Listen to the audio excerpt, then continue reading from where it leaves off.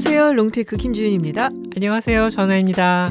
네, 녹음하는 이날 눈이 펑펑 내리더라고요. 그러니까요. 에휴, 사실 최근 얼마 동안은 야 이게 진짜 기후 온난화구나 라고 생각을 할 만큼 따스했는데 맞아요. 오늘은 드디어 눈바람이 불고 눈보라가 치고 기운이 뚝 떨어지네요. 그러니까요. 아 이런 날은 아랫목에 들어앉아서 군고구마 하나 먹으면서 귤 까먹고 아니면 어디 뜨끈한 온천물에 몸을 담그고 싶다. 온천 네. 좋지. 아, 온천 간지 진짜 오래됐다. 지윤님은 온천하면 어디 좋아하세요? 아, 근데 온천 하면은 보통 일본 생각 많이 하죠. 온센. 온센 다마코 뭐 이런 것도 그치. 있죠. 그리고 다 이제 갈새끼 먹고 저녁에 뭐 이런 것도 좀 있고. 아, 그러네요. 가고 싶다. 근데 근데 제가 특히 좋아하는 온천 여행지는 대만이에요. 대만. 대만도 지진이 나고 이렇게 어. 그래서 대만 가면은 베이터우라는 지역이 있는데 거기 가면 땅에서 막 이제 온천물이 솟아오르고 막 그런 데 가서 온천 목욕하고 우육면 한 그릇 딱 땡기면 정말 겨울이 따스할 것 같네요. 대만 온천은 안 가봤는데 대만 갔을 때 맨날 일만 해갖고 그리고 온천이랑은 거리가 뭐 무슨 격전지, 뭐 진먼 뭐 이런 데 갔어 나는. 그래서 아쉽네. 한번 가봤으면 좋겠다. 네, 한번 가보세요. 네, 대만 얘기하니까 합니다. 또 파인애플 과자도 먹고 싶고. 그러네요. 대만 재밌는데. 맞아요.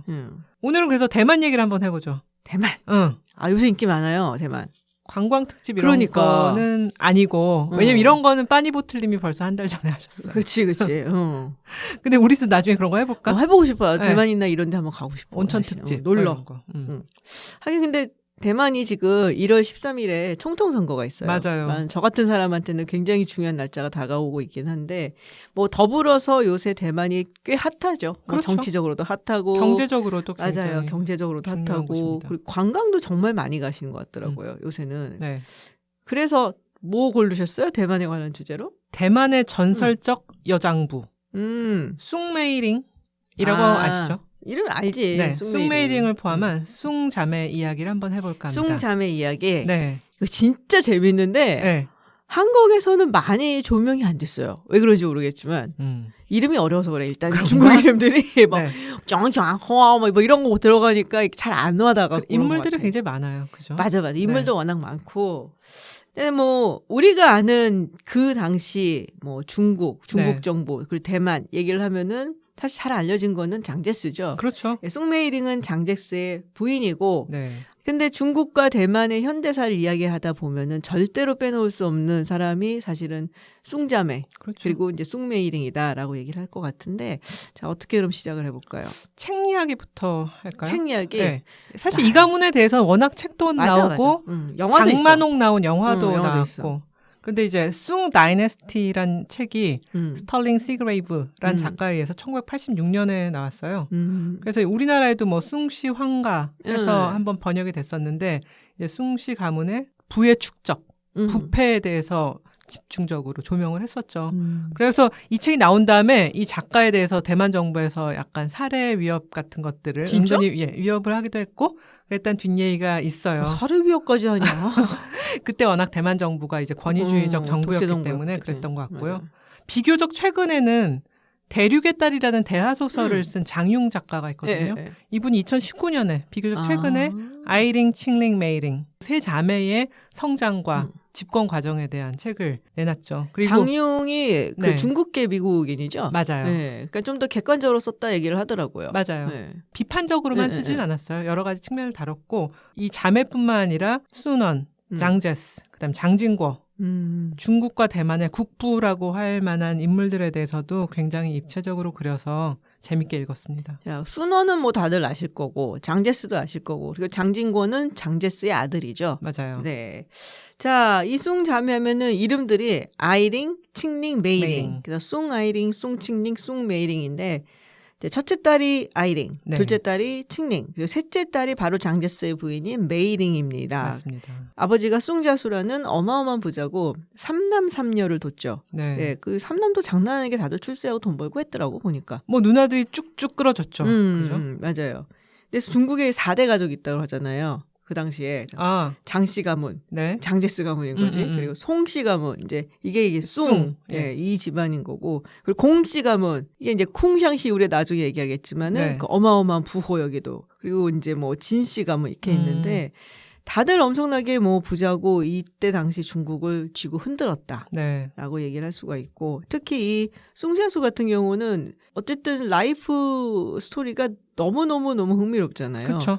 미국에 이제 몰래 밀항에서 건너가고 뭐 선교사가 되고 그리고 뭐 여러 가지 도움을 받아서 결국에는 성공을 하고 뭐 이런 건데 네. 원래 이름은 한교준이래요.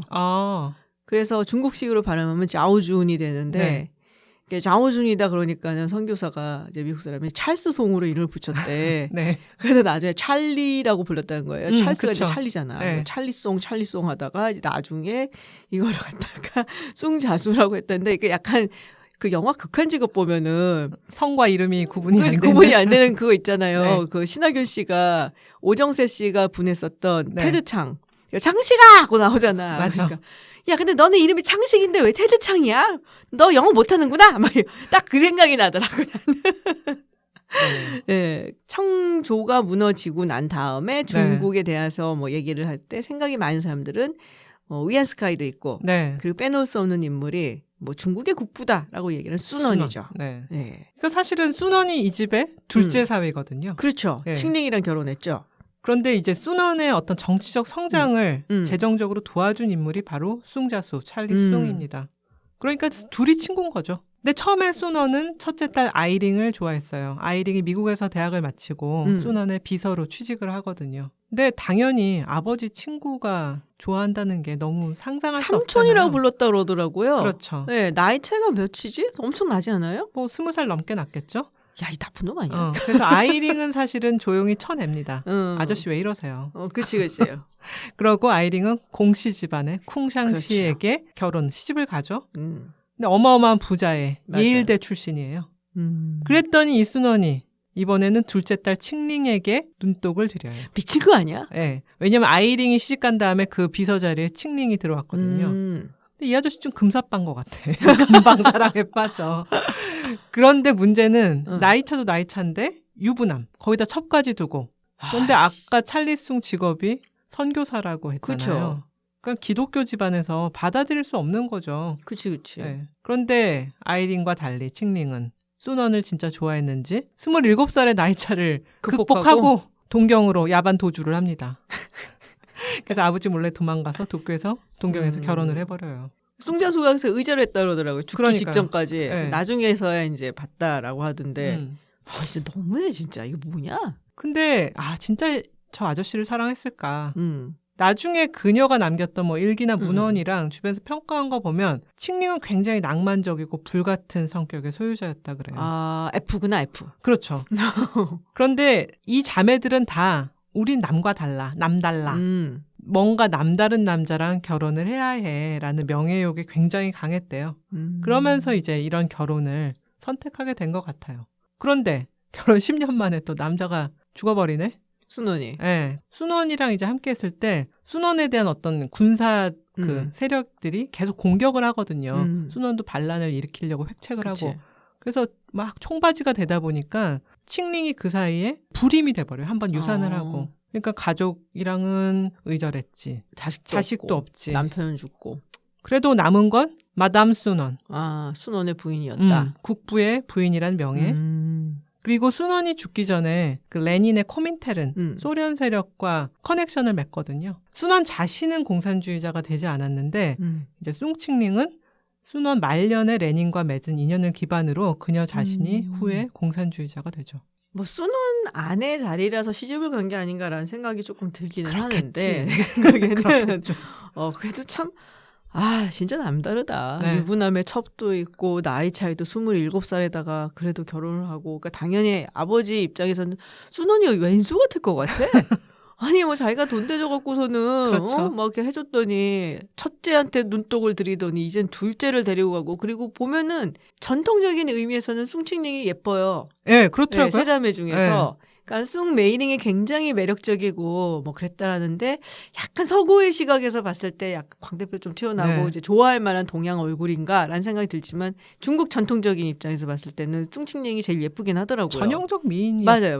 전형적 미인이죠. 그래서 뭐 어쨌든 그 순원 아내였다라는 것 덕분에 문화혁명 때 고초를 조금 겪기는 하는데 마오쩌둥의 부인이었던 장칭. 한번 해야 돼 장칭.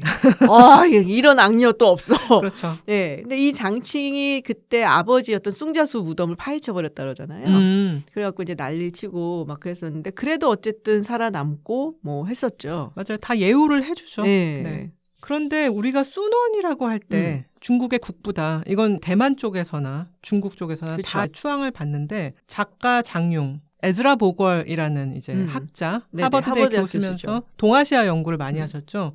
그분이 중국과 일본이라는 책도 썼는데 그 책 진짜 재밌어. 네, 그 책 정말 명저죠. 근데 순원에 대해서 사실 신의 혁명의 성공에 있어서 결정적 역할을 한 것은 아니다. 라는 견해를 보여요. 사실 혁명 기념일, 쌍십절이라고 그러죠. 10월 10일. 이때 보면 청나라 정부랑 봉기군이 협상을 하고 있거든요. 근데 이때 순원이 중국에 없어요. 딴 데가 해외에 있었구나. 해외에 돌아다니고 있죠. 그래서 순원이 눈치를 보다가 이거 잘 간 보다가 입국한 거는 12월 25일. 숟가락 올리러 왔구나. 그렇죠. 그런데 순원이 해외에서 평판이 이제 있고 워낙 사상적으로 지금 혁명이라는 것을 뒷받침할 사상이 없는 상황에서 공화주의 사상을 펼치기 때문에 이런 기대감으로 임시 대총통의 자리를 줘요. 그런데 이 자리가 몇 달 못 갑니다. 넘어가죠. 네. 위안스카이. 네. 사실 위안스카이는 굉장히 노련한 정치가예요. 네. 청나라에서도 내각 총리 대신을 했고 이제 이 당시에는 군벌로 활약하고 있었는데 평생 떠돌이 혁명가로 살았잖아요, 순원은. 그렇죠. 그래서 군사력이랑 행정력이 없어요. 그러다 보니까는 위안스카이에게 권력을 내주고 대신 이제 자기는 좀 물러나서 자기가 챙긴 건 당을 하나 만들죠. 국민당. 그러니까 이 시기가 굉장히 중국은 혼란스러운 시기였던 것 같아요. 맞아요. 그러니까 난세다 보니까 위안스카이가 그리고선 몇 년을 하더라? 한 5년, 6년 했던 것 같아요. 네. 그리고 자기가 스스로 황제에 황제가 올랐다. 되려고 하죠. 예. 그게 꿈인가 봐요. 군벌들은. 중국 땅의 황제가 되겠다. 그렇죠. 그러다가 뭐 결국 내려오고 금방 죽고 뭐 어쩌고저쩌고 하고 그래서는 이제 순원은 1925년인가 사망을 했던 걸로 제가 기억을 하는데 네. 그러고 나서 이제 장제스가 잡게 되는 거잖아요. 맞아. 순원 보면은 우리가 어릴 때 교과서에도 배웠지만은 일단 사람 좋게 생겼잖아. 생긴 건 번듯하게 생겼죠. 번듯하게 생겼고 그러니까는 좀 우리가 많이 속는데 여자 밝히고 호색한 애다가 아주 유명하죠. 그거는. 그러니까 첫째 딸인 아이링은 정말 거부의 집안에 딱 시집을 가서 그렇다도 돈도 많은데 또 돈 많은 집에 간 거잖아요. 그래서 돈을 사랑했다. 뭐 이런 얘기를 하고 이제 둘째 딸인 칭링은 순원과 결혼을 해서 국부의 부인으로 어쨌든 그렇죠. 자리를 잡은 거죠. 네. 그래서 뭐 칭송하는 사람들은 나라를 사랑했다 하고 얘기하는데 뭐 맞아요. 나중에 이제 공산당 편에 서서 권력을 잡은 사람이 됐으니까 역사가 아름답게 기록해주는 측면도 있는 것 같아요. 순원이랑 결혼한 것, 뭐 나라를 사랑한 건가? 근데 자신의 꿈, 명예를 사랑한 게 아닌가 그런 생각이 듭니다. 근데 이 세 딸을 전부 다 미국에서 공부를 시켰단 말이에요. 맞아요. 아버지 숭자수가. 근데 본인도 미국에서 이제 생활을 하고 그러면서 그걸 뭐랄까 자기 자식들은 이 넓은 세계에서 자리를 잡아야 된다. 뭐 이런 생각을 했던 것 같은데 어렸을 때부터 영어 교육을 시켰다 그래요. 말하자면 우리나라 지금 영유에 보낸 것처럼 대여섯 살 때부터 영어 교육을 시키고 이제 10대 때가 되면 다 미국으로 건너가게 되죠. 9살 전해야 된다. 다 이론에 충실하게 하고 있습니다. 그렇지. 그리고 이제 메이린 같은 경우는 그 미국 여자 대학교 리버럴 아트 칼리지 중에서도 가장 좋다라고 꼽히는 이제 웰슬리 대학 여기 나왔죠. 모두 다 이제 처음에 가기는 조지아주의 웰슬리언 대학을 갔어요. 그런데 나중에 이제 오빠가 컬럼비아랑 하버드를 다니게 되는데 그 오빠를 따라서 막내였던 메이링은 보스턴, 매사추세츠 근처로 가겠다라고 해서 웰슬리로 옮기게 되죠. 그렇죠. 여기가 정말 이제 좋은 대학이잖아요. 그렇죠. 힐러리 클린턴도 나왔고 뭐 명문 중에 명문이죠. 맞아요. 거기 그리고 부자 동네예요. 거기가. 딱 들어가는 순간 느껴 여기는 부자 동네구나 이렇게 확 느껴지는 전형적인 부자 서버보다라고 할 수 있는데 부잣집 아가씨들이 간 학교로 출발했었죠. 맞아요. 근데 어쩌다가 장제스랑 결혼을 하게 됐느냐. 장제스도 그때 유부남 아니었어요? 그렇죠. 그래서 미국에서 대학을 마치고 상하이로 다시 돌아옵니다. 그래서 이제 집안에서 머무르면서 여러 가지 집안 대소사를 챙기게 되는데 결혼을 이제 할 나이가 됐잖아요. 근데 아무도 눈에 안 차는 거예요. 자기 높아. 누가 눈에 차겠어. 하긴. 그래서 이 남자 저 남자 다 발로 차고 그렇다고 외국 남자랑 결혼을 하기에는 집안에서 허락이 안 되는 거예요. 근데 외국 남자들과 연애를 계속 했다고 해요. 네덜란드 남자. 그런데 장제스가 그 메이링을 보고 첫눈에 반했다고 해요. 그래서 처음에 순원에게 다리를 놔달라. 그러면서 인연은 시작했다고 합니다. 근데 장제스 좋은 남자는 아니잖아요. 그죠? 아니지. 거기도 나이 차가 몇이죠? 10살 정도 나요. 그 결혼한 유부남이고. 그렇죠. 딴 여자도 많았을걸? 네. 천재루라고 첩인데 굉장히 네. 똘똘한 아가씨와 같이 살고 있었죠. 뭐 종특이냐? 이거는 순원도 그렇고 장제스도 그렇고 원래 부인이 있는 데다가 첩도 있고 막. 네. 근데 그 와중에 결혼을 한단 말이야. 야, 진짜 내가 숭자 쓰면 정말 속이 타 들어갈 것 같아. 그렇죠. 첫째는 그래도 시집 잘 갔는데 네. 둘째 저러고 야반 도줘야지. 셋째도 저러고선 결혼한다 그러겠지. 아휴. 그래서 메이링의 나이가 이제 점점 차가니까 이제 집안에서는 약간 마음을 졸이고 있었는데 언니 아이링이 장제스를 이제 눈여겨보게 돼요. 아이링은 공산당에 대한 굉장히 두려움이 있었거든요. 그렇겠죠. 그런데 이제 네. 순원이 죽기 전에 소련에서 보낸 세력들이 점차 국민당 안에 자리를 잡게 됩니다. 장제스가 굉장히 현명하게 척결을 하게 돼요. 이걸 보고 이 남자 능력 있어 라고 하면서 아이링이 메이링과 적극적으로 맺어주는데 역할을 하게 된다고 해요.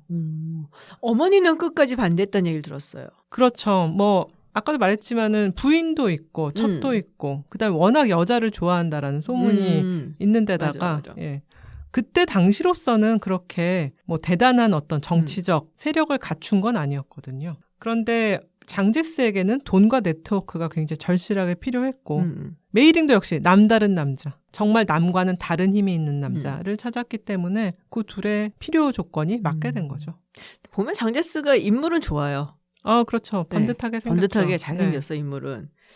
자, 그래서 일단 대만 역사는 우리가 잘은 몰라도 그거는 대충 알잖아요. 국共내전이 있었고, 그렇죠. 예, 일제가 이제 패망한 후에 막 싸우다가 결국에는 여기서 져서 대만으로 옮겨갔다라는 정도까지 알고 있어요. 근데 원래는 이제 난징에 수도도 세우고 사실 중국 땅을 호령을 했었는데 뭐 쫓겨간 거잖아요. 네. 어쩌다가 그러면은 장제스와 숭메이링은 대만까지 쫓겨갔는가? 그 이야기를 좀 해야 될 것 같아요. 네.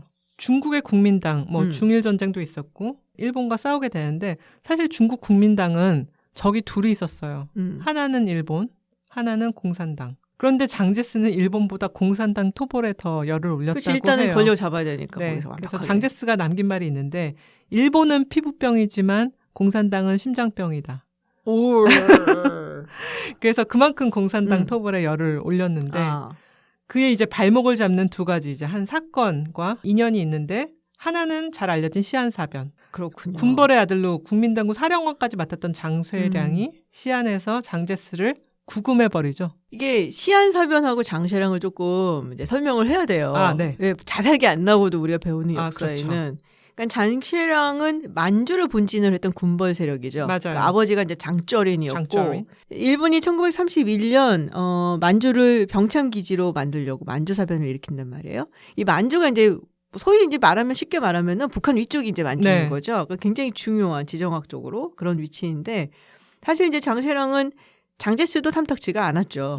그럼에도 불구하고 장제스랑 이제 손을 잡았던 게 사실 이제 그때 중국 상황 보면은 군벌들이 호시탐탐 노리고 있었거든. 그렇죠. 예, 다들 이제 막 군대 가지고 있고 장쇠량이 그때 가졌던 군대가 한 2-30만 된다고 그랬어요.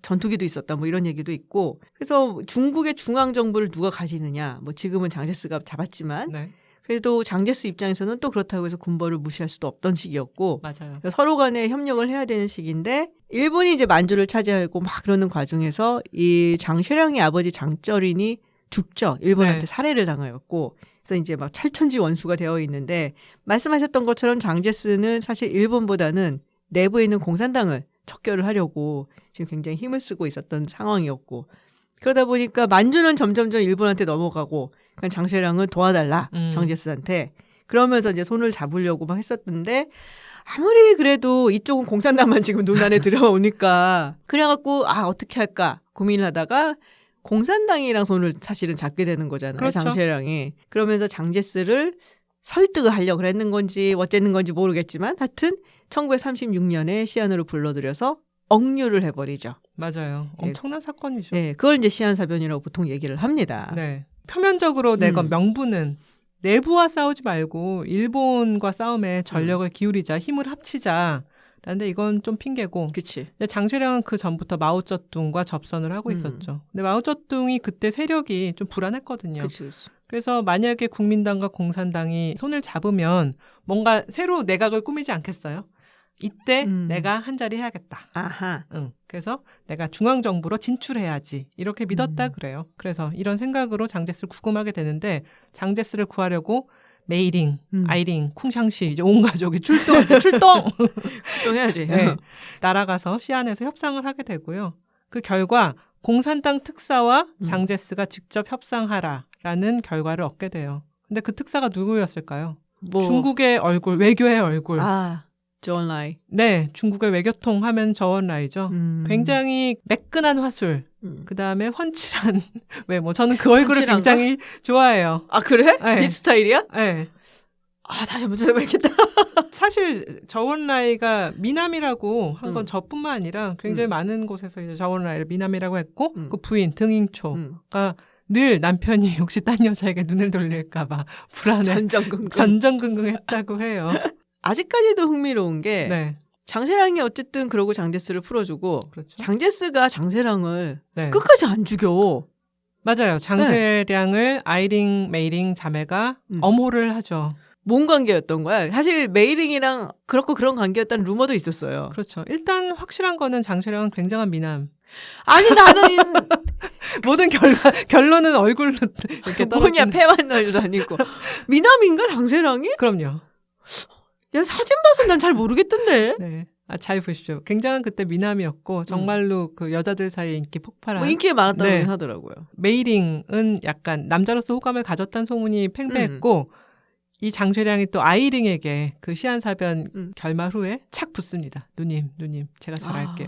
라고 하면서 아이링이 제 부인 장제스에게 장쇠량을 죽이지 말아달라. 그냥 가택연금으로 해달라라고 해서 그 이후로 거의 죽을 때까지 호화로운 가택연금 생활에 들어가게 됩니다. 심지어 대만 갈 때 데려가서 거기서 가택연금을 시켜. 그렇죠. 참 흥미로운 것 같아. 근데 역사에는 만약은 없지만 이때 시한사변이 일어나지 않았다면 그래서 2차 국공합작이 없었다면 그래서 결국에는 국공합작을 하게 된 거잖아요.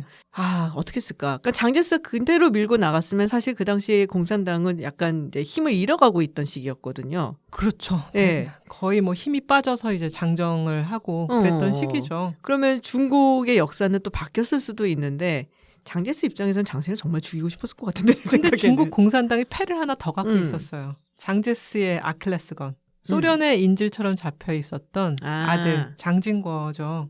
첫째 부인에게서 낳은 역시 아들에게 약한 거죠. 그 자식에게 약할 수밖에 없는 거죠. 공산당이 동남부에서 쫓겨서 대장정을 하면서 기진맥진한 집단이었는데 사실 이 국민당과 공산당이 대등하냐? 전혀 아니었거든요. 맞아요. 하지만은 아들의 명줄을 쥐고 있으니까 이제 장제스가 더 여유를 공산당에게 줄 수밖에 없는 거죠. 그래서 아들을 되찾았죠? 네, 아들을 되찾습니다. 사실 숭씨 자매들 아이링은 애를 좀 낳아요. 쿵징린이라든지 나중에 이제 메이링의 비서 역할을 하는 콩링칸 뭐 여러 명을 낳는데 칭링 불임이죠. 메이링도 장제스에게 계속 암살 시도가 있거든요. 거기에 있으면서 너무나 충격과 그런 이제 사건을 겪으면서 불임이 됩니다. 그러니까 메이링도 사실 장진궈를 그냥 내칠 수는 없는 거죠. 자기가 밑에 자식이 없으니까.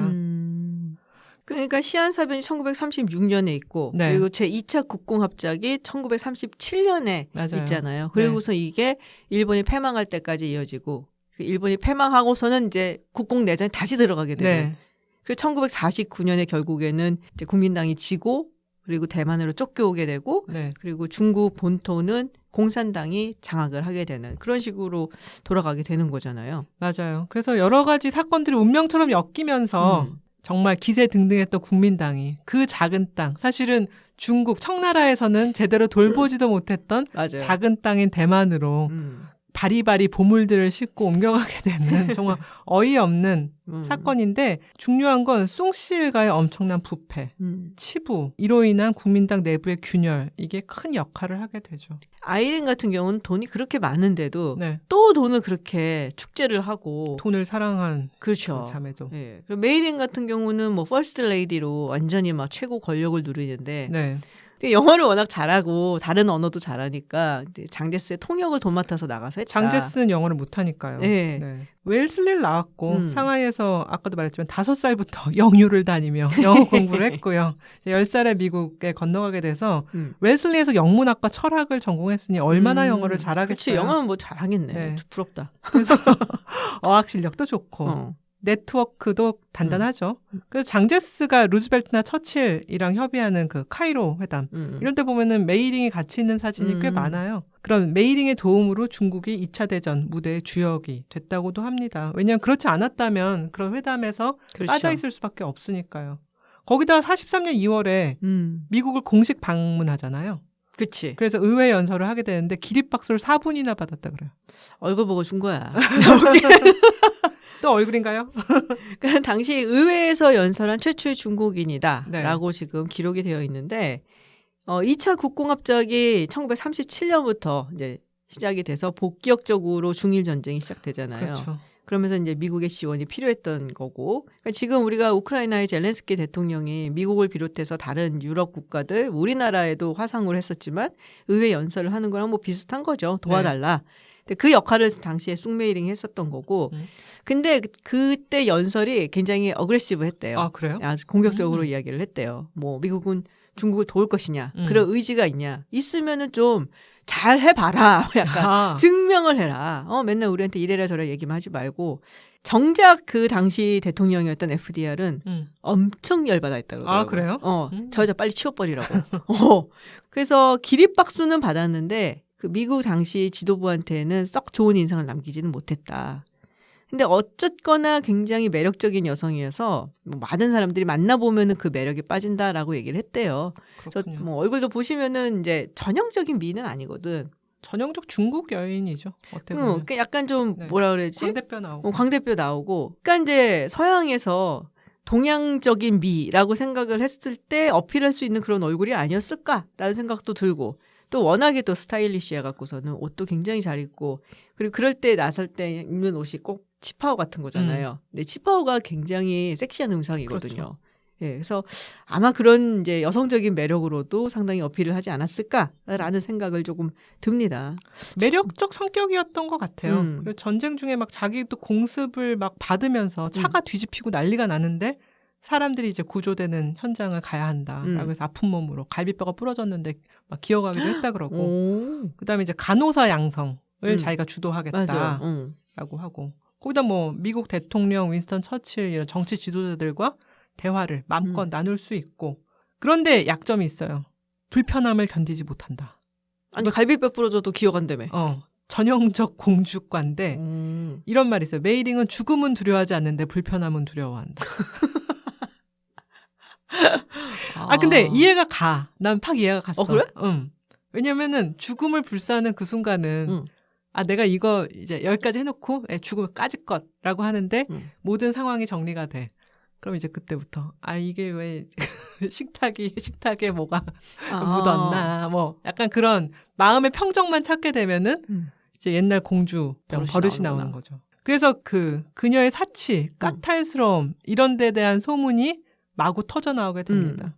사실은 이건 공산당이 터트린 그런 것도 있었고요. 그러면 좀 가미가 됐겠고 MSG가 쳐졌겠구나. 그렇죠. 국민들은 지금 전쟁으로 굶어 죽을 판인데 근데 이제 국민당이 또 장교들이 사람들을 평민들을 엄청 이제 괴롭히고 맞아요, 세금을 뜯어내고 이제 다니는데 메이링의 사치, 아이링의 축제에 대한 소문이 끊임없이 터져 나옵니다. 메이링이 굉장히 두드러기가 심했대요. 그러고 이제 정신적으로도 굉장히 늘 불안하니까 하루에 한 4번, 5번씩 시트를 갈았대, 침대 시트를. 비단으로. 그러면 좀 나을까 싶어서. 그런데 이거를 미국 순방 때도 그대로 했다는 거예요. 그러니까 미국의 이제 그 백악관 관계자들이나 아니면 이제 호텔, 영빈관 이런 사람들한테 비단 시트를 이만큼 주고 갈아주세요. 이거를 하루에 4번. 그러니까 미국 사람들은 놀란 거죠. 그치. 네. 뭐 이런 여자가 다 있어. 그다음에 이제 의회 연설, 아까 성공적이라 그랬잖아요. 그걸 마치고 돌아오는 길에 가방이 너무너무 많은 거예요. 비행기에 무게를 견딜 수가 없어서 진짜? 이걸 미군 군용기에 좀 부탁을 해요. 그랬는데 이걸 옮기다가 가방이 휠라당 열렸다고 하네요. 그랬더니 여기서 뭐 밍크, 보석, 맛있는 거 막 다 쏟아진 거죠. 또 미군들이 여기에 대한 소문을 퍼뜨리게 됩니다. 그러면서 점점 사람들이 메이링을 보는 눈이 달라지게 된 거죠. 우리의 국모 이래도 되나? 거기다 더한 거는 돈을 사랑한 언니. 아이링, 그다음에 남편 쿵샹 씨가 엄청난 규모의 부패를 저지르게 됩니다. 정부가 되고 그다음에 전쟁을 해야 되니까 공군을 창설하잖아요. 미국에서 비행기를 사와야 되는데 이 비행기를 4배 비싼 가격에 사오게 되는 거예요. 그런데 중간에 돈이 차익이 생기겠죠. 그런 것들을 쿵샹 씨가 다 착복했다. 화폐 개혁을 하는데 화폐 개혁을 하게 되면은 옛날 구화폐는 종이 조각이 될 경우가 많잖아요. 그 전에 자기들 재산은 다 금으로 바꿔놓고. 나빴네. 그러니까 국민들은 너무 이제 죽을라 그러는데 자기들은 뭐 룰루랄라. 쿵샹 씨 가족이 1억 달러 이상을 축적했다. 라는 이제 이야기가 있었고 45년에 1,000만 달러 규모의 비리가 터지는데 그 당시 1,000만 달러면 어마어마한 돈인데. 어마어마하죠. 그중에 쿵샹 씨가 착복한 돈이 300만 달러다. 그래서 결국은 메이링이 아무리 변호를 하려고 해도 더 이상은 변호를 해줄 수 없어서 쿵샹 씨가 해임이 돼버려요. 감옥을 안 가고 그냥 해임으로 끝나? 네, 해임이 되고 그 가족들은 미국으로 완전 이주를 해버리죠. 그렇구나. 네, 이러니까 공산당한테 도덕적으로 밀릴 수밖에 없는 거죠. 그러니까 2차 대전이 끝나고 일본이 패망하면서 아까 말씀드렸던 것처럼 다시 중국의 국민당 그리고 공산당이 내전으로 들어가게 되잖아요. 근데 그 사이에 세력을 사실 키웠단 말이야, 공산당이. 그러니까 밀리게 되죠. 그리고 방금 말씀하셨던 이런 것 때문에 민심도 등을 돌리게 되고 점점 이제 밀려서 결국에 49년에 이제 중국을 공산당이 차지하게 되는데 그 국공 내전 중에 밀리니까 숭메이링이 한 번 더 미국을 가요.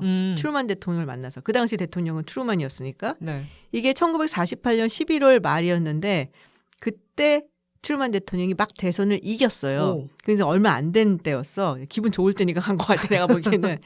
그런데 트루만 대통령은 이 숭씨 집안 그리고 쿵씨 집안의 부정부패, 축제 이거에 대해서 굉장히 비판적인 생각을 가졌다고 하더라고요. 그렇다고 해요. 네, 그럴 수밖에 없는 게 내가 트루만 대통령 좋아한다고 했잖아요. 이 사람이 약간 다운 투 얼스한 굉장히 그런 사람이야. 그리고 처음에 미주리주 상원의원으로 워싱턴 정계에 들어왔을 때 별로 유명하지 않았거든. 뭐 그 당시만 하더라도 뉴욕이나 이런 데 뭐 상원의원, 주지사 이런 사람들이 유명하고 뭐 지금도 비슷하지만 미주리주 저촌에서 온 상원의원 뭐 이름도 잘 모르고 고등학교밖에 안 나오고 뭐 이런 사람이잖아.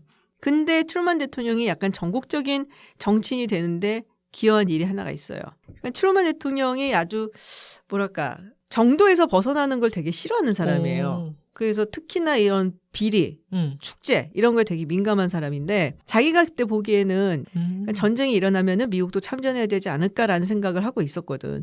그러면은 이제 군사를 먼저 좀 정비를 해야 되잖아요. 근데 당시에 국방 예산이라든지 뭐 이런 거 그리고 뭐 살펴봤더니 군납 비리가 있는 게 너무 명확한 거야. 중국뿐만 아니라 미국도 그런 일이 있었는 거네. 그럼 어디든지 그런 일들은 있을 수 있지. 그리고 그 군납이라는 게 워낙 규모가 크니까. 맞아요. 한 번 해먹으면 한 번 해서 그냥 확 땡길 수 있는 거잖아. 그러니까.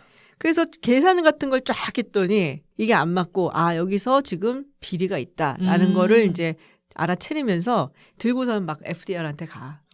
루즈벨트 되게 좋아했거든요. 그래서 대통령님 이게 여기가 비리가 있는데 이거 나한테 권한을 좀 주시면은 자금도 좀 대주고 그러면 내가 확실하게 뿌리 뽑아서 미국 군대를 효율적이고 강력한 군대로 만들 수 있다.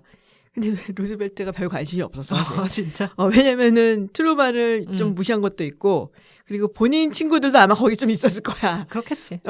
그래서 뭐 하겠다고 하도 그러니까는 눈치 없이 막 나대니까 그래 해보라고 해서 정말 쥐꼬리만큼 돈을 줘요. 안 되잖아 이 돈 갖고. 그러니까 이 트루만이 열의에 불타서 전국 순회 공연을 다닙니다. 그래서 돈을 모아요. 국민들한테 막 얘기를 하면서. 맞는 말 같고도. 호응이 있었구나. 호응이 있었지. 그래서 돈을 꽤 모으고 그걸로 인해서 전국적인 정치인으로 조금 발돋움을 하는 이런 사람이니. 그런 사람한테 가서 돈 달라고. 그러니까. 비리의 덩어리가. 비리 덩어리가 갖고서는 돈 달라고 하니까 이게 말이 되냐고. 그러니까는 그것도 싫은데다가 더 크리티컬한 게 있었어요. 트루만이 1948년 재선에서 승리를 했다 그러잖아요. 네. 근데 당시 그 누구도 트루만이 이길 거라 보지 않았어. 그 트루만의 상대가 공화당의 뉴욕주 주지사였던 토마스 듀이였어요. 오. 정말 이 당시 이 선거는 우리 여론조사학이라든지 뭐 이런 학계에서 아주 전설로 남는 거거든요. 그 당시만 하더라도 뭐 지금도 많이 틀리지만 여론조사가 이렇게 기법이 이렇게 좋지가 않을 때였어. 그렇겠죠. 압도적으로 토마스 듀이가 이긴다고 나오는 거예요. 그리고 트루만 대통령은 전임 대통령이었던 FDR만큼 팬덤이 강했던 것도 아니고 정말 어쩌다가 대통령이 된 사람이니까 이 사람을 막 좋아하고 밀어주고 막 이런 사람들이 많지도 않았어요. 당연히 질 거다. 뭐 이렇게 생각을 했지. 그리고 여론조사 보니까 뭐 한참 뒤야. 그래서 다들 관두고 듀이가 다음 대통령이다 라고 여기고 심지어 시카고 트리뷴에서는 듀이 defeats 트루만 해갖고 헤드라인을 크게 박아갖고 신문을 미리 찍어버려요. 찍었어? 그리고서는 새벽에 확 돌렸는데 새벽에 결과가 나왔는데 트루만이 이긴 거야. 다시 걷어들여야지. 못 걷어들였지. 그 당시에. 그래갖고서는 트루만이 그 신문을 들고 환하게 웃는 사진이 있는데 그게 정말 전설적인 사진이에요. 근데 이때 장제스가 얼마나 트루만이 사실 원망스러웠겠어요. 트루만 대통령 한 말이 있어. 우리가 중국에 보낸 지원금 대부분이 장제스와 그 부인 숭시일과 쿵시일과 주머니로 들어갔다. 그놈들 다 도둑놈이라. 그러니까 자기는 원망도 있고 그러니까 빨리 새 정부가 들어왔으면. 그렇죠. 그래갖고 토마스 듀이 측 캠페인에다가 돈을 냈다. 가능하다. 선거 자금을 댄 거야. 아이링이 그랬을 거야. 아마도 그랬을 걸로 보여요. 네. 그래갖고 이 트루만 입장에서는 장제스를 도와줄 마음이 1도 없는 거죠. 그래서 뭐 물론 이제 그런 사적인 감정이 다 좌지우지했던 건 아니지만 주변 보좌관들이 저기는 국민당 정부는 이미 심하게 민심을 잃었고 가능성이 없다라고 판단을 그때 내렸다고 해요. 그래서 사실상 우리가 40억 달러를 니한테 줬는데 뭘 더 바라냐 그러면서 호흡기를 뗀 거죠. 그 트루만 대통령을 만나러 갔을 때 미국 정계 전체의 분위기가 굉장히 싸늘했다고 해요. 거기다가 국민들 등을 돌렸지. 근데 메이링에 더 큰 문제가 있어요. 그러니까 제가 약간 이번에 책을 읽으면서 쇼크를 먹었던 건데 퍼스트 레이디인데 날이면 날마다 뉴욕에 가. 언니네. 그래서 몇 달씩 있다 와요. 전쟁 중이잖아요. 그러니까. 이게 있을 수 있는 일인가요? 그러니까. 장제스가 타이완에 입성하던 1949년 그날도 메이링은 뉴욕에 있습니다. 그런 절제절명의 순간에 언니랑 함께 있었다고 해요. 대단하다. 언니는 심지어 몇 달 더 머물고 가라라고 했는데 더 놀다가? 네, 더 놀다 가라. 급할 거 보이냐. 이사 다 정리 끝나면 가라. 이거구나. 거의 그 수준이죠. 그런데 오히려 대만에 가보니까 안정이 되는 것 같으니까 장제스가 자기를 필요로 해라고 하며 그때서야 돌아갑니다. 정말 이해가 안 되는 행동이죠. 지극히 자기중심적인 거죠. 그렇죠.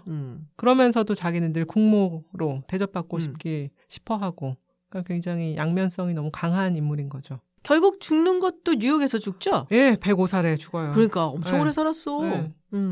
사실 뉴욕에서 생활비도 엄청 많이 들었는데 그나마 양아들 장진거가 국비로 진짜? 예, 많이 대줍니다. 정말 흥미로운 인물이에요, 장진거도. 자기 엄마가 그것 때문에 천대도 받았는데 그것도 신기한 사이콜로지네.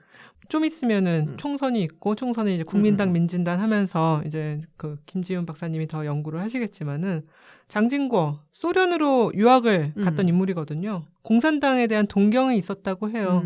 거기서 이제 정보부 관련 일도 했었고 부인까지 소련 사람이에요. 벨라루스 사람이었다고 정확히는. 예, 그렇죠. 그러고 굉장히 청렴한 삶을 사는 인물입니다. 자기의 정권은 어떻게 이끌었냐.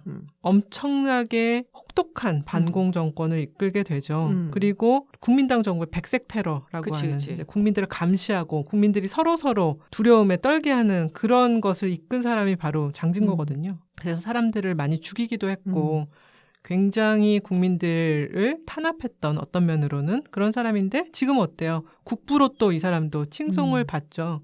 자기가 죽기 직전에 계엄령을 풀고 민진당을 만드는 거를 눈 감아주고 이런 식으로 하면서 결국 그 대만이 민주화로 돌아서는데 큰 역할을 하고 아버지 어머니랑은 달리 자기 자신은 엄청나게 청렴한 생활을 해서 사람들에게 인기를 얻었고 소탈하다는 평가를 받았던 사람인데 또 이렇게 소탈한 생활을 하면서도 어머니, 양어머니의 계모의 사치에 대해서는 눈을 감아주고 돈을 대주는 메이링이 장제스가 죽었을 때 혹시 장진거가 자기한테 등을 돌리면 어떡하지?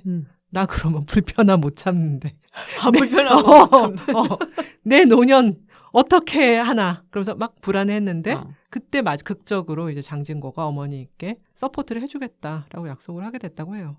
사실 초반에는 아버지랑 사이가 굉장히 안 좋았다 들었거든요. 아버지로 부르지도 않았다고 해요. 그러니까 뭐 당연하겠죠. 자기 어머니를 그렇게 버리고 이 여자 저 여자 후리고 다녔고 사실 그러니까 뭐가 좋겠냐. 입체적인 인물인 건 맞는 것 같아요. 네. 그러니까 말씀을 하셨다시피 사실 민주화 시위를 탄압을 하고 40년 했잖아요. 네. 그 계엄령을. 맞아요. 그런 정치적인 부분에서는 상당히 잔혹한 면이 있는데 네. 그럼에도 불구하고 또 막판에 이제 죽을 때 돼서 그런 거 아니에요? 민주화 준 거는. 그래서 여러 가지 평가는 엇갈릴 것 같아요. 생각을 해보면. 용서하면 안 된다라는 사람들도 여전히 있어요. 그러니까 네. 네, 그런 사람들도 여전히 있는데 아직 그게 씻기진 않았으니까 그 역사가 맞아요. 전부 다. 근데 지금 이제 타이베이 시장이 장완안이라고 하거든요. 이게 이제 장진거의 사생아. 그렇죠. 예, 장샤오엔의 아들이죠. 네. 예, 뭐 원래 이제 벨라루스 그 러시아 여성 말고 첩이라고 해야 되나요? 예, 불륜 관계에서 나왔었던 비서였었던 걸로 제가 기억을 하는데. 그런데 알게 모르게 죽여버리죠. 그 옆에 사람들이. 그래서 그 사이에서 낳은 아들이 이제 지금 현재 타이베이 시장을 하고 있고 되게 엘리트더라고요. 네. 6편 나왔더라. 맞아요. 그래서 아마도 이 사람이 이제 나중에 또 뭐 총통 선거를 나가든 그만해야지. 장세지 이건 뭐 그만이요. 그러니까 장수 히스토리야. 네. 근데 그러려는 것 같아요. 딱 네. 보면은 그래서 대대로 정치인을 가문을 만들어 나가려는 그런 생각인 것 같다.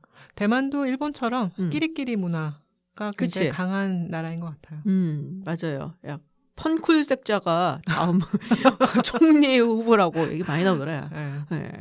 네, 오늘 정말 대만 장제스 재밌는 얘기 많이 해봤는데요. 아유, 이거는 뭐 파도 끝없이 맞아요. 나오는 대하 드라마로 해도 뭐 몇 편을 그쵸. 찍을 수 있는. 그러니까 일단 중공 얘기는 스케일이 커. 맞아요. 총통 선거가 내년 1월 13일인가요? 네, 내년 1월 13일에 네. 진짜 얼마 안 남았어요. 그때 본격적으로 또 대만의 역사와 사회, 그다음에 그치. 국민들의 어떤 불안감과 희망에 대해서 얘기를 해보도록 하죠. 네, 그것도 얘기를 해보면은 굉장히 재미있는 히스토리이기 때문에 네. 네, 그거는 선거 끝난 다음에 네. 한번 여기서 쫙 이야기를 해보도록 하겠습니다. 알겠습니다. 네, 뜨뜻한 온천이 생각나는 오늘 대만 이야기 그리고 숭자매 이야기를 해봤습니다. 네, 끝나고 우육면 한 그릇 먹으러 가겠습니다. 네, 농땡크 김진이었습니다. 선환이었습니다. 고맙습니다. 감사합니다.